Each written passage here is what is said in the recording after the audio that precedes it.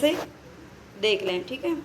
और चलते हैं हम अपने क्वेश्चन की तरफ। और प्लीज़ इससे पहले मैं आपसे रिक्वेस्ट करती हूँ, हाथ जोड़कर आपसे रिक्वेस्ट है कि प्लीज़ चैनल को सब्सक्राइब ज़रूर कर लें।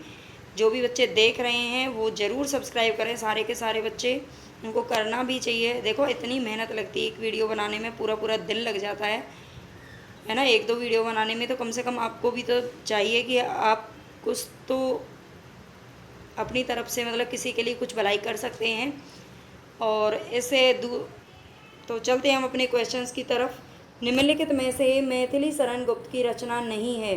ज़्यादा नहीं कहना चाहती, बस इतना ही बोलूँगी कि सब्सक्राइब कर लेना। प्लीज़ ज़्यादा से ज़्यादा अपना सपोर्ट करना, सब्सक्राइब करना। बड़ा अच्छा लगता है जो बच्चे अप्रिसिएट करते हैं, मतलब बताते हैं, वो फीडबैक देते हैं, बहुत अच्छा लगता है, मतलब बहुत खुशी मिलती है अंदर से। तो निम्नलिखित में से मैथिली शरण गुप्त की रचना नहीं है। इनमें से बताएं कि कौन सी रचना है जो मैथिली शरण गुप्त की नहीं है। किसान, विकट भट्ट, केसों की कथा, राष्ट्रीय भारती। आप जानते जो मैथिली शरण गुप्त जी हैं ये द्विवेदी युग के कवि माने जाते हैं, है ना। और इनको राष्ट्रीय कवि की उपाधि दी गई थी, और किस रचना के कारण दी गई थी, तो इनको एक भारत भारती इन्होंने कविता लिखी थी, भारत भारती, जिस पर प्रतिबंध लगा दिया गया था अंग्रेज़ों के द्वारा 1912 में। इसका प्रकाशन वर्ष है 1912 में प्रकाशित हुई, लेकिन बाद में इसको प्रतिबंधित कर दिया गया था। और लेकिन उसी के कारण, भारत भारती के कारण ही मैथिली शरण गुप्त को क्या दी गई थी, राष्ट्रीय कवि की उपाधि दी गई थी। और इनमें से पूछा है आपको किसान, किसान इन्हीं की रचना है। 1 सेकेंड, क्या हो गया,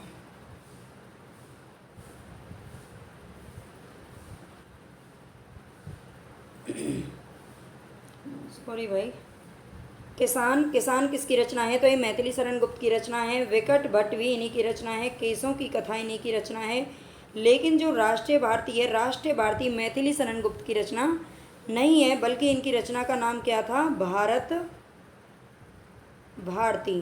भारत भारती, जिसके कारण इनको राष्ट्रीय कवि की उपाधि दी गई थी, उसका नाम था भारत भारती, ठीक है। तो याद रखेंगे आप। रामचरितमानस के अंत में कही गई तुलसीदास की कौन सी बातें सही है। रामचरितमानस की रचना की थी तुलसीदास ने, और इनके संबंध में जो इन्होंने खुद ने कुछ बात कही थी उनके बारे में बताना है। मेरे समान कोई दूसरा दीन नहीं है, तो क्या ये बात किसने कही थी, ये तुलसीदास ने कही थी क्या। इसलिए हे राम मेरी भव बाधा को दूर करो। मतलब तुलसीदास जी कहते हैं कि मेरे समान कोई दूसरा दीन नहीं है, इसलिए हे राम मेरी भव बाधा को दूर करो। तो बिल्कुल ये बात उन्होंने कही थी। राम कथा का गान वेदों, पुराणों और कवियों ने किया है, किंतु संतों ने नहीं। तो ये बात तो बिल्कुल गलत है, क्योंकि जो राम कथा का गान है वो किसने किया है, संतों ने किया है। ये किसने कहा है, तुलसीदास जी ने कहा है। जिस तरह कामी को स्त्री और लोभी को धन प्रिय है, इस तरह हे राम तुम हमेशा मुझे प्रिय लगो। क्या लगो, प्रिय लगो। तो ये बात भी किसने कही है, तुलसीदास जी ने कही है कि जिस तरह कामी को स्त्री और लोभी को धन प्रिय है, इसी तरह हे राम तुम हमेशा मुझे प्रिय लगो। तो आगे होंगे ए और सी इसमें करेक्ट ऑप्शन है। राम रावण के युद्ध को रूपायित करने के लिए निराला जी ने संस्कृत की सरल पद मैत्री का प्रयोग किया है, अधिकतर द्वित्व वर्णों का प्रयोग किया है। संस्कृत पद मैत्री ये नाद योजना और अनुप्रास विधान पर विशेष बल दिया है। देशज शब्दों का लाक्षणिक प्रयोग किया है। तो बताएं यहाँ पर राम रावण का युद्ध जो रूपायित किया था वो निराला जी ने अपनी एक कविता लिखी थी, राम की शक्ति पूजा, है ना, राम की शक्ति पूजा। इसके कुछ क्वेश्चन हम पीछे देख भी चुके हैं पहले पार्ट में। तो यहाँ पर बता रहा है कि रूपायित करने के लिए निराला जी ने संस्कृत पद मैत्री, नाद योजना और अनुप्रास विधान पर विशेष बल दिया है, ठीक है। संस्कृत पद मैत्री, नाद योजना और अनुप्रास विधान पर विशेष बल दिया गया है, किसके द्वारा, मतलब निराला जी ने दिया है राम रावण के युद्ध को रूपायित करने के लिए।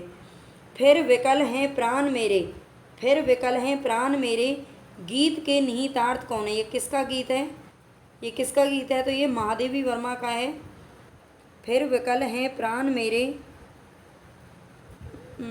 शायद उन्हीं का है। गीत के निहितार्थ है, स्त्री आगे बढ़ने के लिए पुरुष का संबल चाहती है। अपनी सीमित दुनिया के घेरे को तोड़कर स्त्री अनदेखी अनजानी दुनिया को देखना चाहती है। स्त्री ने अपना लक्ष्य निर्धारित कर लिया और वह आगे बढ़ने के लिए व्यग्र है।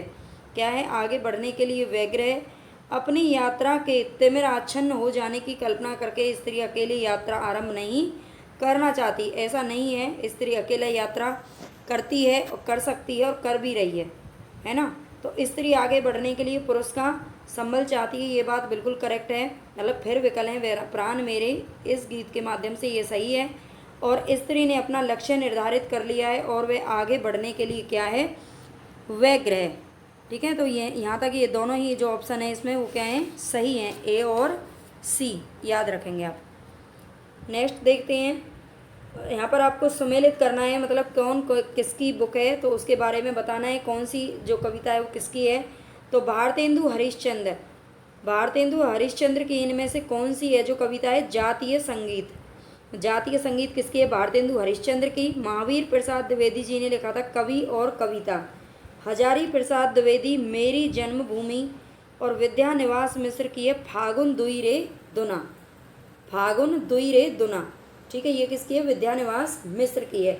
तो ये हमारा बिल्कुल सही मिलान है। भारतेंदु हरिश्चंद्र ने लिखा था जातीय संगीत, महावीर प्रसाद द्विवेदी कवि और कविता, हजारी प्रसाद द्विवेदी मेरी जन्मभूमि, विद्यानिवास मिश्र फागुन दुई रे दुना। फटिक भूमि पर कर पग छाया यह शोभा अतिराज थी, करी करी प्रतिपद प्रतिमणि वसुधा कमल बैठकी साज थी। उपर्युक्त पंक्तियों के रचयिता कौन से हैं? तो बताएं यहाँ पर। फटिक भूमि पर कर पग छाया, ये किसकी पंक्तियाँ हैं? तुलसीदास, सूरदास, मलिक मोहम्मद जायसी या कबीरदास। तो ये जो पंक्तियाँ हैं ये हैं सूरदास जी की। किसकी पंक्तियाँ हैं ये? फटिक भूमि पर कर पग छाया यह शोभा अतिराज थी, करी करी प्रतिपद प्रतिमणि वसुधा कमल बैठकी साज थी। ये पंक्तियाँ किसकी हैं? तो ये सूरदास की हैं। विद्यापति की पदावली में वर्णित मुख्य विषय हैं राजनीतिक द्वंद्व, पुरुष परीक्षा, वय संधिया, अनमेल विवाह।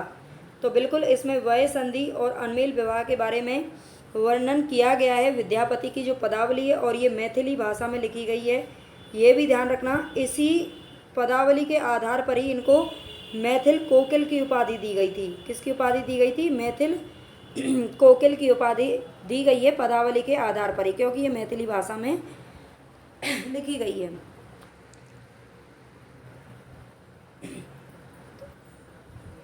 चलते हैं आगे, नेक्स्ट क्वेश्चन देखते हैं यहाँ पर।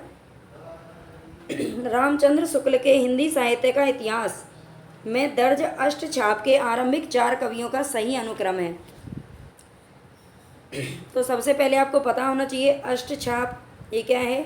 अष्टछाप की रचना की गई थी किसके द्वारा? विट्ठल नाथ के द्वारा। और ये वल्लभाचार्य के पुत्र थे।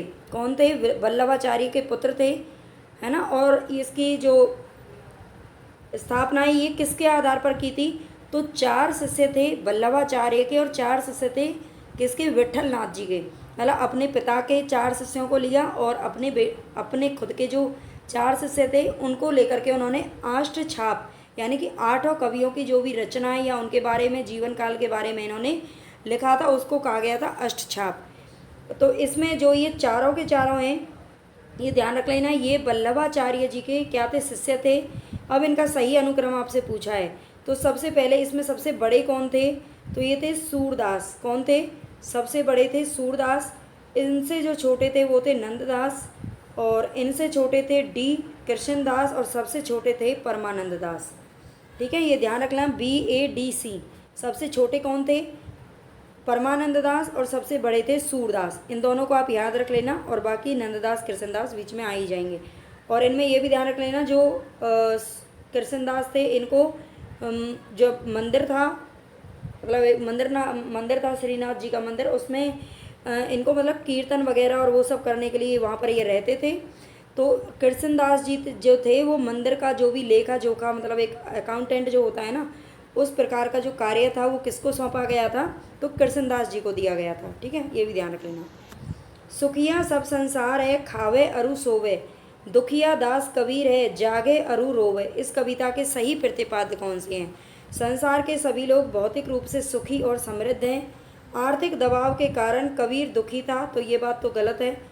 कबीर को संसार की नश्वरता का बोध था, इसलिए उनमें इससे मुक्त होने की क्या थी, तड़प थी। बिल्कुल ये भी सही बात है। कबीर को पता था कि जो मतलब जीवन है वो क्या है, मतलब कभी भी नष्ट हो सकता है, तो जीवन एक नष्ट होने वाली चीज़ है। तो उनको ये जानकारी थी, इसलिए वो इससे मुक्त होना चाहते थे हमेशा हमेशा के लिए। ठीक है, तो ये बात सही है। और पहला भी इसमें सही है, संसार के सभी लोग भौतिक रूप से सुखी और समृद्ध हैं। मतलब सोचते थे कि सारे संसार सुखी है लेकिन मैं ही दुखी हूँ, है ना। और दुनिया के लोग संसार की नश्वरता के बारे में जानते हुए भी क्या थे, बेपरवाह थे। दुनिया के लोग संसार की नश्वरता के बारे में जानते हुए भी क्या थे, बेपरवाह थे। ये बात भी इसमें सही है कहीं ना कहीं। वैसे इसमें देखो ये तीनों ही चीज़ सही है अगर माना जाए तो, लेकिन अगर कहें इसमें जो क्वेश्चन आया था एक बार ये नेट में, तो इसमें ए और डी को ही सही माना गया था। ठीक है, लेकिन वैसे ये भी सही है। अब आप इस बसंत को ही ले लो, यह दिन के तांत की तरह तानता है, पेड़ों पर लाल लाल पत्तों के हजारों सुखतल्ले धूप में सीजने के लिए लटकाता है। उपर्युक्त पंक्तियों से ध्वनित होता है। तो इन पंक्तियों से क्या ध्वनित होता है कि मोचीराम मोची नहीं है, शायर है। मोचीराम कविता है ना। मोचीराम किसकी कविता है, तो ये सुदामा पांडे धूमिल जी की है। और उन्होंने जिसमें इसमें लिखा था कि मोचीराम मोची नहीं, शायर है। नहीं, शायर की बात नहीं है यहाँ पर। और मोचीराम नए बिंब और प्रतीकों में बात करता है। मोचीराम बसंत का बयान अपने पेशे की भाषा में करता है। मोचीराम जिंदगी को किताबी ढंग से जीता है।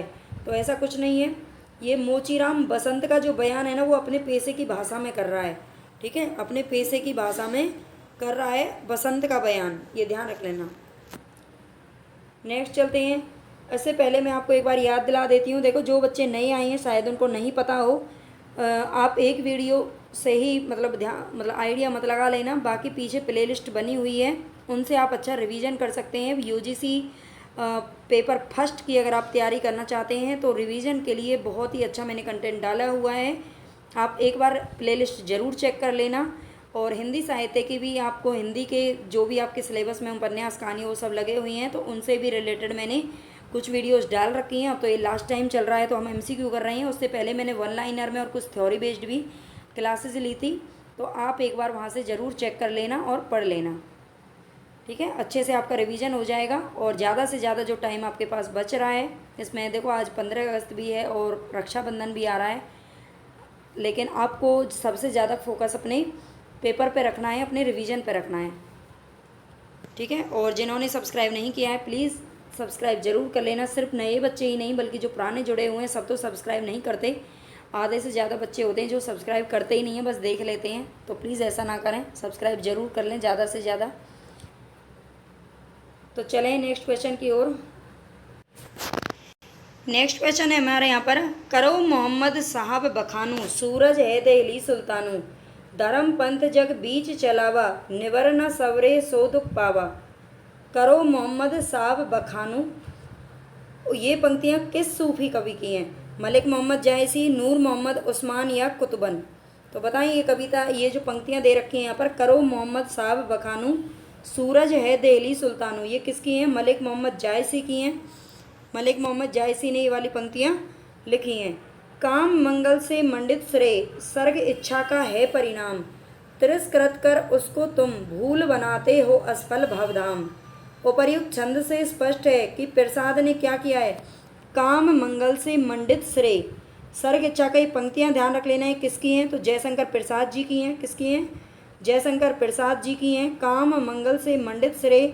अब इसमें पूछा है कि इस छंद में उन्होंने कौन से मार्ग का प्रतिपादन किया है, तो बताएं निवृत्ति मार्ग का या प्रवृत्ति मार्ग का। निराशा और कुंठा को महत्व दिया है, काम को गर्हित बताया है, तो इसमें प्रवृत्ति मार्ग का प्रतिपादन किया गया है।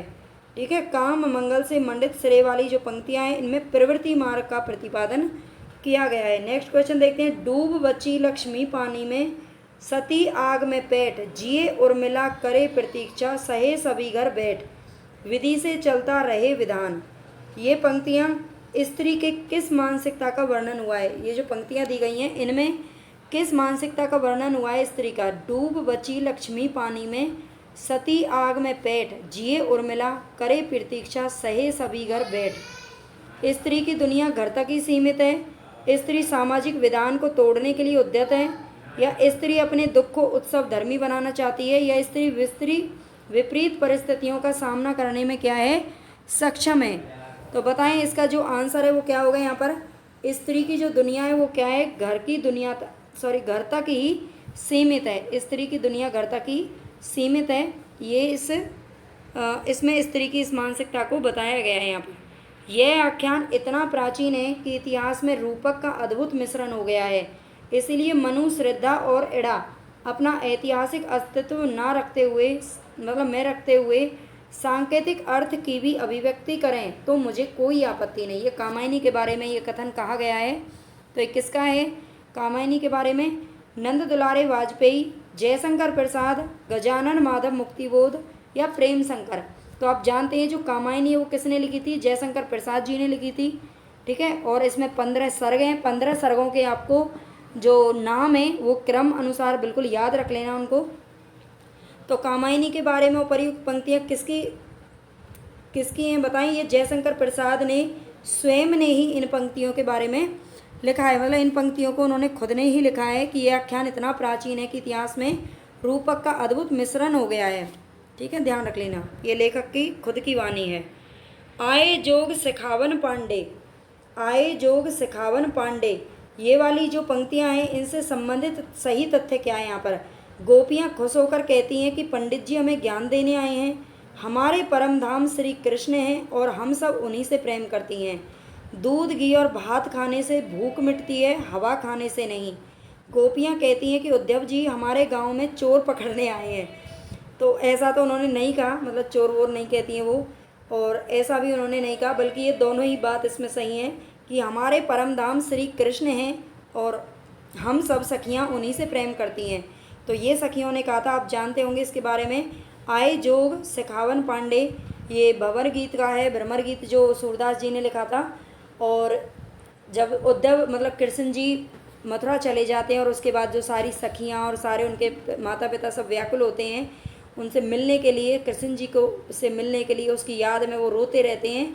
तो कृष्ण जी को कंस की जब मतलब वध कर देते हैं उसके बाद में एक दिन बैठे होते हैं शाम को और उनको याद आती है कि जो गोकुलवासी हैं वो पता नहीं क्या कर रहे होंगे, और वो कहते हैं कि मेरी तरफ से तुम संदेशा लेकर के जा रहे हो। उद्धव को भेज देते हैं। किसको भेजते हैं, उद्धव को भेजते हैं, जो कि उनका मतलब सखा है या फिर उनके साथ में है। तो उनको वहाँ पर भेजते हैं कि तुम, और हाँ इसलिए भेजा था उद्धव को क्योंकि उद्धव को अपने मतलब ज्ञान पर बड़ा ही क्या था, गर्व था, उनको बड़ा ही अभिमान था कि वो कहते थे कि इस तरह से प्रेम व्रेम और ये ईश्वरीय प्रेम ये कुछ नहीं होता। और वो क्या करते थे, मतलब ज्ञान की बातें ज़्यादा किया करते थे कृष्ण जी के सामने। तो कृष्ण जी तो आप जानते ही बड़े थे ही नटखट। उन्होंने सोचा कि मैं इनको क्या करता हूँ, अपना मेरा संदेशा भी पहुँच जाएगा और मैं इनको ही भेजता हूँ उनसे सखियों के पास, मतलब नंदवासी जो गोकुलवासी थे उनके पास, नंद के घर पे उनको भेजते हैं और अपना संदेशा देते हैं और उनसे जा कर के कहते हैं कि तुम ज्ञान की बातें उनको सिखा के आओ।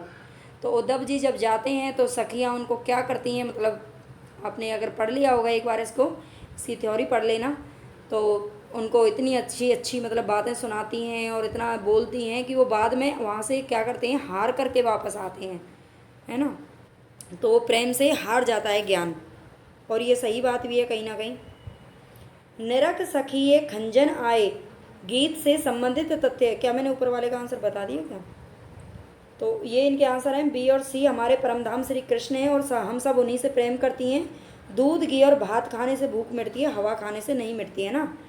ज्ञान से जो प्रेम की मतलब पूर्ति होती है वो नहीं हो सकती है ना। ज्ञान अपनी जगह होता है और जो किसी के लिए जो प्रेम होता है वो अपनी जगह होता है। तो अब भगवान के लिए अगर हमारे मन में प्रेम है, कृष्ण जी से वो इतना प्रेम करती थी कि उनके बिना वो मतलब एक पल भी जीवित रहना उनके लिए क्या था, दुश्वार हो गया था। तो निरख सखिए खंजन आए, गीत से संबंधित तथ्य क्या हैं। निरख सखिए खंजन आए, गीत से संबंधित तथ्य बताने आपको। मेरे प्रिय ने अयोध्या की ओर रुक करके मेरा ध्यान किया है, इसलिए उनकी आंखों के प्रतीक खंजन यहाँ दिखाई देने लगे हैं। तो मेरे प्रिय का मतलब ये है लक्ष्मण जी से है, और जो उर्मिला जी हैं वो घर बैठे बैठे मतलब ये कहती हैं कि ये क्या इसलिए ये गीत से संबंधित तथ्य हैं क्या। उर्मिला कहती है कि प्रिया ने मेरा ध्यान किया है इसलिए कामदेव डर कर भाग गया है। उन्होंने मेरा ध्यान किया और मुस्कुराए इसलिए यहाँ पर कमल खिल उठे हैं। तो बताएं इसमें से कौन सा जो कथन है वो सही है।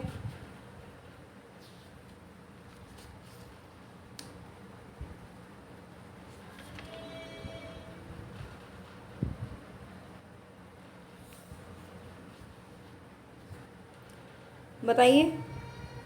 मेरे प्रिय ने अयोध्या की ओर रुख करके, मतलब उर्मिला जी कहती हैं कि लक्ष्मण जी के लिए कि उन्होंने अयोध्या की ओर अब रुख कर लिया है और इसीलिए उनके आंखों के प्रति खंजन यहाँ पर दिखाई देने लगे हैं। ठीक है। और उन्होंने मेरा ध्यान किया और मुस्कुराए इसलिए यहाँ पर कमल खिल उठे हैं। तो ये दोनों ही बात सही है, कामदेव को डरा करके वो नहीं भगा रही हैं। ठीक है। जेहि ना मित्र दुख होई दुखारी तिनहि विलोकत पातक भारी। इस चौपाई का क्या अर्थ है। बताइए इस चौपाई का क्या अर्थ है। जेहि ना मित्र दुख होई दुखारी तिनहि विलोकत पातक भारी। जो मित्रों के दुख से दुखी नहीं होता उसे देखना भी पाप है ना। क्या है इसका ये सही है। तो जेहि ना मित्र दुख होई दुखारी, तो बिल्कुल ये बात सही है। मित्रों के दुख से दुखी होना उचित होते हुए भी जरूरी नहीं है, तो ये गलत है ना। जरूरी तो है। मित्रता ऐसी हो जिसमें लाभ हानि की भावना छिपी हो, तो ये तो बिल्कुल ही गलत है, नेगेटिव है। मित्रता का निर्वहन ना करने वाले को देखना भी क्या है, पाप है ना।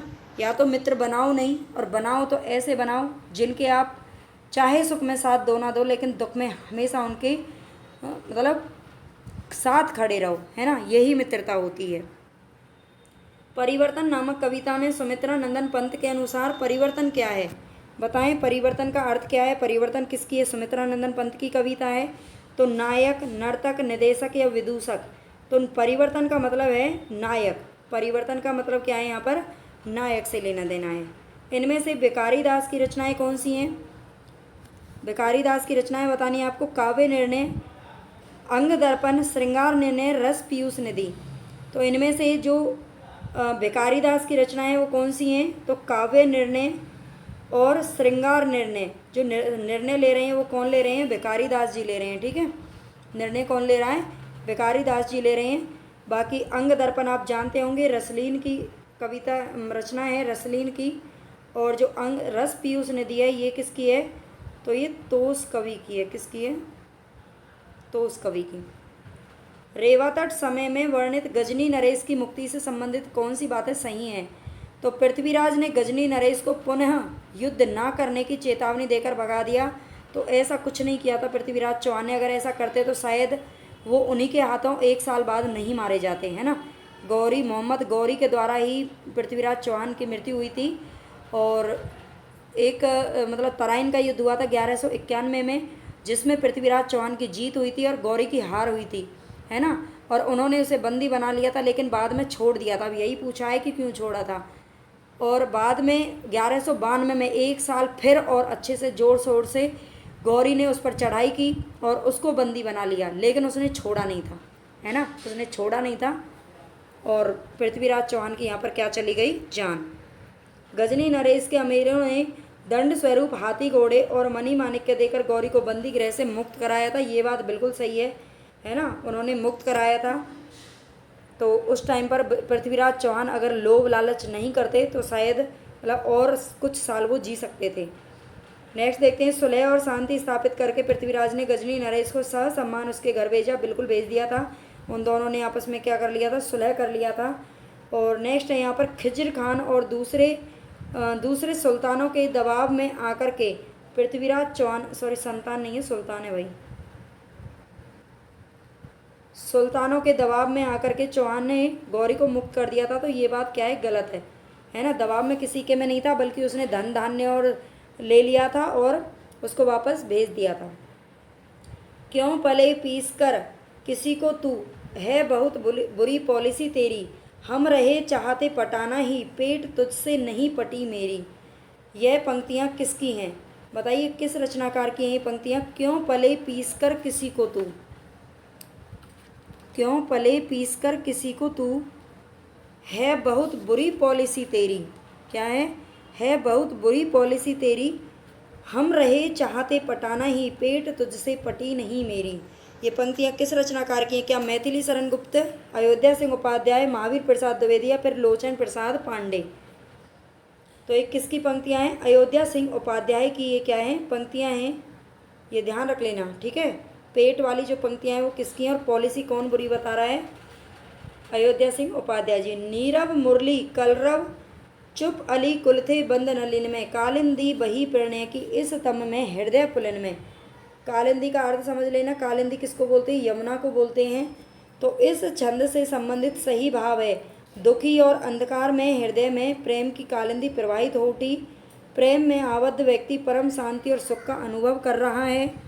दुखी हृदय में व्याप्त अंधेरे को प्रेम की यमुना भी नहीं बहा सकी। तो ऐसा तो ये तो गलत है, ये नहीं है। दुखी और अंधकार में हृदय में प्रेम की कालिंदी प्रवाहित हो उठी। प्रेम में आबद्ध व्यक्ति परम शांति और सुख का अनुभव कर रहा है। दोनों ही इसके क्या हैं? मतलब करेक्ट है। यहाँ पर ए और बी बिल्कुल करेक्ट ऑप्शन है, ठीक है, ध्यान रख लेना। चौथा इसमें दे रखा है, इसको पढ़ लेते हैं। बांसुरी के स्वर मौन थे इसलिए भौरे भी गुंजार नहीं कर रहे थे। तो ये भी इसमें नहीं आता, ठीक है।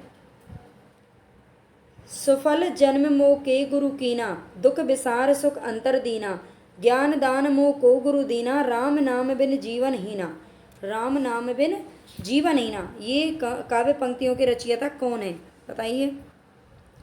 सुफल जन्म मोह के गुरु कीना, दुख विसार सुख अंतर दीना, ज्ञान दान मोह को गुरु दीना, राम नाम बिन जीवन हीना। ये काव्य पंक्तियों के रचयिता कौन है? कबीर की हैं, नामदेव, रविदास या फिर सूरदास की हैं? तो ये जो पंक्तियाँ हैं वो किसकी हैं? नामदेव की हैं। किसकी हैं? नामदेव की है, ध्यान रख लेना। आयो घोष व्यापारी, लादी खेप गुण ज्ञान जोग की, ब्रज में आय उतारी, फाटक देकर हाटक मांगत, भारे निपट पर सुधारी। उक्त पद में प्रयुक्त जो हाटक शब्द है, सॉरी हाटक नहीं है, फाटक शब्द है। फाटक, फाटक का पूछा है इसमें। तो फाटक जो शब्द है इसका अर्थ क्या है? चीतड़ा, अनाज फटकने से निकला हुआ कदम, बड़ा दरवाजा या झोंपड़ी में लगाई जाने वाली टाटी। फाटक का अर्थ, फाटक किसको बोलते हैं? दरवाजे को बोलते हैं। और झोंपड़ी में लगाई जाने वाली जो टाटी है वो इसका अर्थ है। फाटक का अर्थ क्या है? झोंपड़ी में लगाई जाने वाली टाटी, ठीक है। असाध्य वीणा साहित्य साधना की संकेतक है। प्रियंवदा की तरह इसकी साधना में क्या है? आत्मान्वेषण करना पड़ता है, परान्वेषण करना पड़ता है, सांस्कृतिक शोध करना पड़ता है या समाज में परांग मुख होना पड़ता है। असाध्य वीणा साहित्य, असाध्य वीणा किसकी है? तो ये असाध्य वीणा अज्ञे जी की क्या है? एक लंबी कविता है और इसमें क्या करना पड़ता है? प्रियंवदा की तरह आत्मान्वेषण करना पड़ता है। असाध्य वीणा का मतलब है एक ऐसी वीणा जो किसी से भी ना बजाई जा रही हो, ठीक है। असाध्य, जिसको नहीं साधा जा सके। पूरे यूरोप में एक भी कवि बिहारी जी की बराबरी नहीं कर सकता। आप जानते हैं बिहारी रीति सिद्ध कवि थे, ठीक है, रीति काल के कवि हैं और रीति सिद्ध कवि हैं, एकमात्र कवि हैं जिनको मतलब इतनी प्रसिद्धि प्राप्त हुई बिहारी जी को। और वैसे इसमें देखो रीति सिद्ध में और भी कवि आते हैं, ऐसी बात नहीं है नहीं आते, लेकिन इनको ही ज़्यादा पूछा जाता है। और तो ये कथन किसका है? पूरे यूरोप में। अब ये बिल्कुल आप सीधा सीधा इसका क्या लगा सकते हैं answer? Ramchandra Shukla, George Grierson, doctor Ramvilas Sharma और हजारी प्रसाद द्विवेदी। भाई देखो ये तो हमारे भारतवासी थे, है ना। और ये ना कभी हमने ऐसा पढ़ा है कि यूरोप घूमने गए थे, या फिर सारे यूरोप में तो नहीं घूमे होंगे, या फिर सारे यूरोप को इन्होंने पढ़ा नहीं होगा।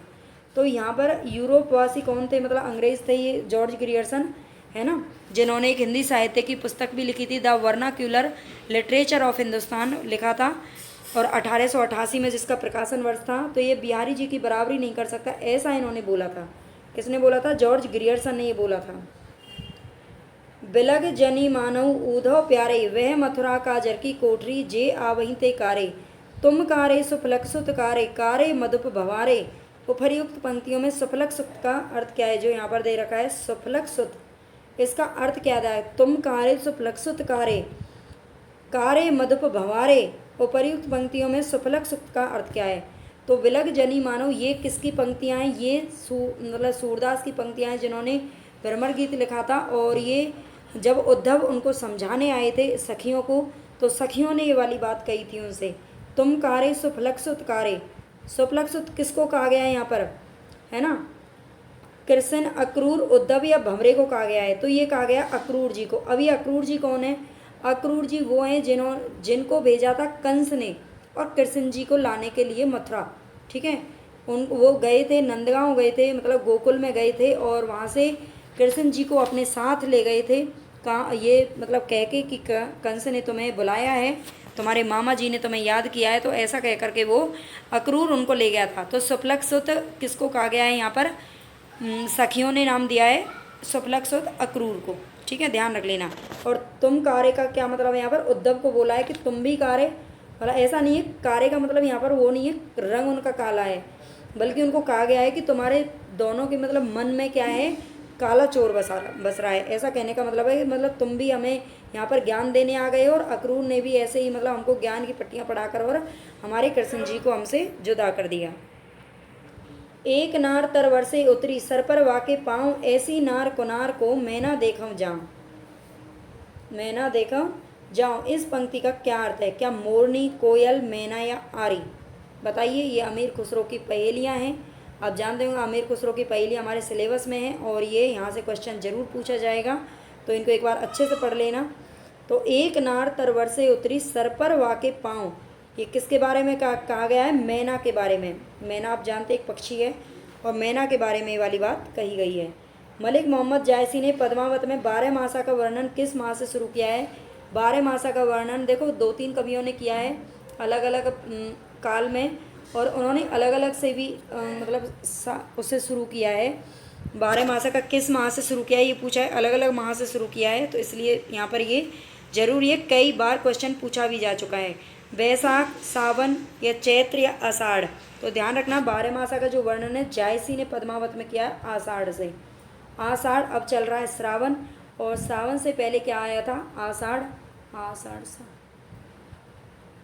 हाँ शायद आषाढ़ था ना, आषाढ़, हाँ शायद हाँ आषाढ़ है। आषाढ़ के बाद आता है सावन, सावन के बाद भाद्रपद, भाद्रपद के बाद आश्विन, और फिर कार्तिक आता है जब सर्दियाँ शुरू हो जाती हैं, है ना। थोड़ा सा पता नहीं, इनमें थोड़ा सा कंफ्यूज हो जाते हैं, तो ध्यान रख लेना है आषाढ़। ठीक है। नागमती के विरह वर्णन में जायसी ने ऊहात्मकता का सहारा तो लिया है, किंतु उसे कहीं भी मजाक का विषय नहीं बनने दिया है। तो ये कथन किस आलोचक का है? बताइए। नागमती का विरह वर्णन, नागमती जो खंड है ये ध्यान रख लेना, ये 30वां खंड है, 30वां खंड है, जिसको क्या कहा है? रत्न की उपाधि दी है किसने? रामचंद्र शुक्ल जी ने, और उन्होंने ही इसका जो नागमती है वियोग खंड, इसके बारे में लिखा है जो हमारे सिलेबस में है। ठीक है, तो उन्होंने ही बोला होगा, फिर सीधी सी बात है ना। रामचंद्र शुक्ल जी ने ये बोला था कि नागमती के विरह वर्णन में जायसी ने ऊहात्मकता का सहारा लिया है, किंतु उसे कहीं भी मजाक का विषय नहीं बनने दिया है। ठीक है, रामचंद्र शुक्ल ने बोला था। 30वां खंड है, ये भी ध्यान रख लेना। और जो इनका जो पद्मावत है उसमें 57 खंड है, टोटल 57 खंड है उसके अंदर, है ना। और इनको खंड भी क्या है? इनको समय कहा गया है इसमें, है ना, इसमें समय कहा गया है, अलग अलग नामों से इसमें इनमें पुकारा जाता है। तो ये यहाँ पर हमारे 30 क्वेश्चन थे, और इससे पहले हम को एक पार्ट पढ़ चुके हैं, और उससे पहले हम बहुत सारी मतलब यूजीसी नेट की फर्स्ट पेपर की तैयारी कर रहे हैं। 20 तारीख से आपके पेपर शुरू हो जाएंगे। तो उससे पहले जो भी बच्चे हैं, जो भी यूजीसी नेट की तैयारी कर रहे हैं, आप ज़्यादा से ज़्यादा कोशिश करें वो बच्चे अच्छे से तैयारी कर सकें। अगर उनकी अच्छा रिवीजन नहीं हो पा रहा है किसी कारणवश, तो वो यहाँ से आसानी से कर सकते हैं, बिल्कुल एकदम आसान लैंग्वेज में। ठीक है, क्योंकि ज़्यादातर मैंने देखा है कि जो यूजीसी नेट फर्स्ट पेपर है वो यूट्यूब पे उसकी ज़्यादातर इंग्लिश वीडियो मिलेंगी या तो आपको, या फिर बहुत ज़्यादा भारी भरकम क्वेश्चन के साथ आपको मिलेंगे जो समझ में नहीं आ पाते हैं। तो प्लीज़ आप ज़्यादा से ज़्यादा बच्चों को शेयर करें चैनल को, और ज़्यादा से ज़्यादा अपना सपोर्ट करें, फीडबैक दें। धन्यवाद।